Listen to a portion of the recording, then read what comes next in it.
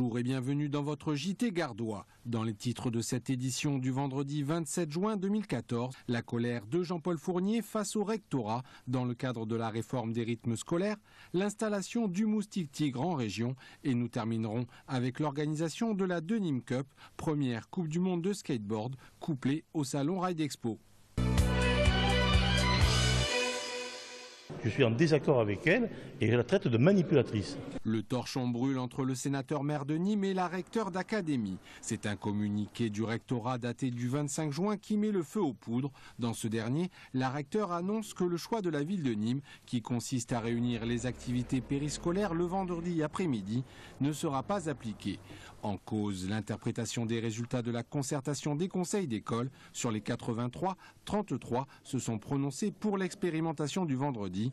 33 se sont prononcés contre et 17 se sont abstenus.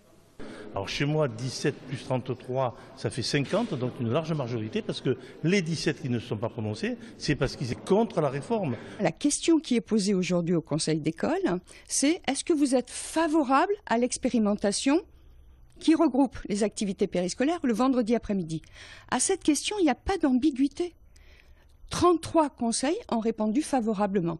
33 sur 83, ce n'est pas la majorité. Par conséquent, à Nîmes, c'est la tranche horaire 15h45, 16h30 qui accueillera les activités périscolaires, ce qui, selon la municipalité, n'occasionnerait qu'un léger manque à gagner face aux 2 à 3 millions d'euros du coût estimé de la réforme. Effectivement, le vendredi après-midi, c'était une petite baisse de 200 000 euros, mais c'est pas ça. Vraiment, ce n'est pas ces 200 000 euros qui ont orienté le choix du vendredi après-midi.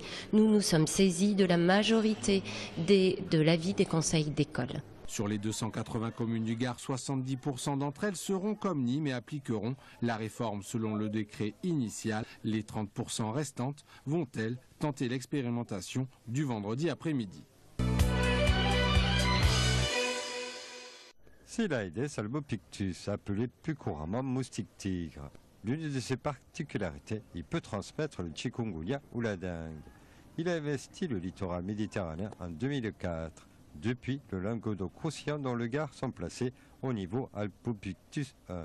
Une situation qui ne va pas changer car la région détient des aéroports nationaux et internationaux, créant un flux de voyageurs en destination des pays tropicaux, comme les Antilles françaises, où l'on dénombre actuellement plus de 70 000 malades. Si toutefois il se faisait piquer par ce fameux Aedes albopictus qui est installé chez nous, il pourrait transmettre le virus au moustique, qui lui va être capable de l'héberger et de lui permettre de se développer dans son système digestif et donc d'aller derrière piquer des gens qui n'ont pas voyagé. Avec cet épisode concomitant des Antilles, il est possible et même assez certain qu'il y ait plus de cas et de ce qu'on appelle des cas importés. Le niveau albopictus 1 est une surveillance épidémiologique, mais aussi entomologique. On surveille ce moustique, pour ça on a plusieurs moyens. On a des particuliers qui peuvent appeler l'EID Méditerranée directement et nous dire on a un problème de moustique. Voilà, donc ça nous permet des fois dans certains cas de détecter des nouveaux secteurs colonisés par Aedes albopictus. Par contre c'est un moustique donc, qui va préférer les petits volumes d'eau. Donc les petits volumes d'eau ça va être des seaux d'eau, comme je disais des citernes de récupération d'eau de pluie, même si on est sur plusieurs centaines de litres dans ce cadre-là. Les symptômes pour le chikungunya sont des douleurs articulaires et une fièvre importante. Concernant la dengue, ce sont des maux de tête ou des douleurs derrière les yeux, mais toujours avec une fièvre importante.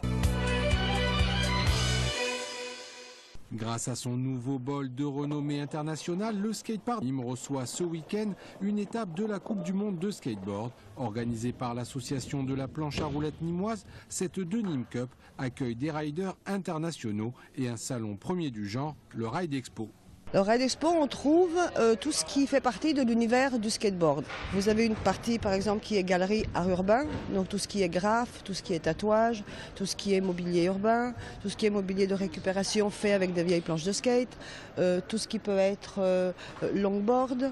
On trouve du finger skate. Par exemple, c'est une discipline assez rigolote, c'est comme du vrai skateboard mais en tout petit.